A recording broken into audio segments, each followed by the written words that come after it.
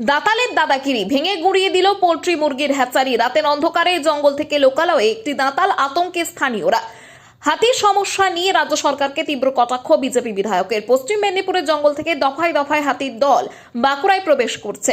ইতিমধ্যে বাঁকুড়া জেলার সোনামুখী জঙ্গলে বেশ কয়েকটি হাতি অবস্থান করছে এবং এই পরিস্থিতিতে গতকাল একটি দল ছুট দাতাল রাতের অন্ধকারে প্রবেশ করে গ্রামের ভেতর সোনামুখী থানার নারায়ণ সুন্দরী গ্রামের বাগমারি এলাকায় দাতালটি স্বমহিমায় বিচরণ করতে থাকে।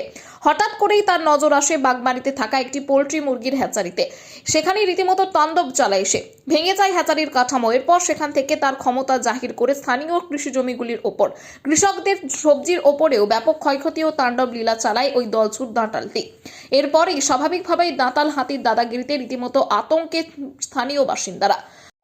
হাতির সমস্যা সমাধান করার জন্য এই সরকার আগ্রহী নয়।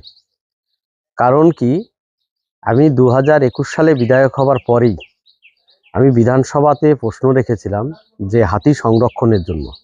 বিভিন্ন সময় বনমন্ত্রীকে এই বিষয়ের উপরে প্রশ্ন করেছি এবং তার সঙ্গে সঙ্গে এই যে হাতি, সাধারণ কৃষক, গরিব কৃষক যারা ওই জঙ্গল এলাকায় শুধু বর্ষাতে চাষ হয় বা এখন বর্তমানে সাবমার্সাবেলের মাধ্যমে অল্প স্বল্প কিছু সবজি চাষ করে থাকেন, সেগুলো সম্পূর্ণ ক্ষতি করে দেয়।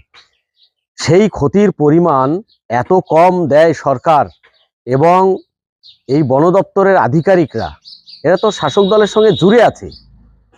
তারা সেই ক্ষতিপূরণ যাতে কৃষক না পায় তার জন্য এরা সবাই চেষ্টা করে এবং সেই ক্ষতিপূরণের টাকা শাসক দলের নেতা মন্ত্রী থেকে শুরু করে বন দপ্তরের একটা অংশ এর সঙ্গে যুক্ত আছে। সেই টাকা এরা লুটপাট করে খায়। কারণ শতক প্রতি 60 টাকা করে দেওয়া হয় ফসলের ক্ষতি হলে। সেই 60 টাকায় কোনো ক্ষতিপূরণের জন্য যথেষ্ট নয় কৃষকদের জন্য। কিন্তু এই বিষয়টা আমি বারবার তুলেছিলাম বিধানসভায় যে মিনিমাম 250 টাকা করে শতক প্রতি দেয়া হোক, সেটা দেয় না। আর ওই 60 টাকা দেওয়ার জন্য শতক প্রতি এত ঘোরায় কৃষকদের, শেষে কৃষকরা আনতে যায় না পয়সাটা। কারণ পয়সাটা পায় না কৃষকরা।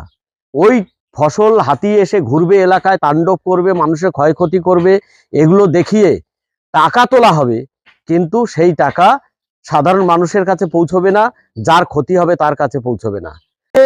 অব্যবস্থা, এর জন্য রাজ্য সরকার কোনো পদক্ষেপ নেয়নি। এই অব্যবস্থাকে ঠিক করার জন্য রাজ্য সরকারের কোনো সদিচ্ছাও নেই। একমাত্র যদি সরকার উদ্যোগ নেয় তাহলেই সম্ভব। কারণ মানুষের তো ঘরবাড়ি ভাঙছে, ক্ষয়ক্ষতি হচ্ছে ফসলের, এবং তার সঙ্গে সঙ্গে প্রাণহানিও হচ্ছে। অনেকের প্রাণ গেছে এই হাতির তাণ্ডবে, কিন্তু বন দপ্তর উদাসীন। বন দপ্তর এই ব্যাপারে সুনির্দিষ্ট কোনো পরিকল্পনা নেই বন দপ্তরের কাছে, যার জন্য এই পরিস্থিতি হচ্ছে। বাঁকুড়া এক্সপ্রেস, সোনামুখী।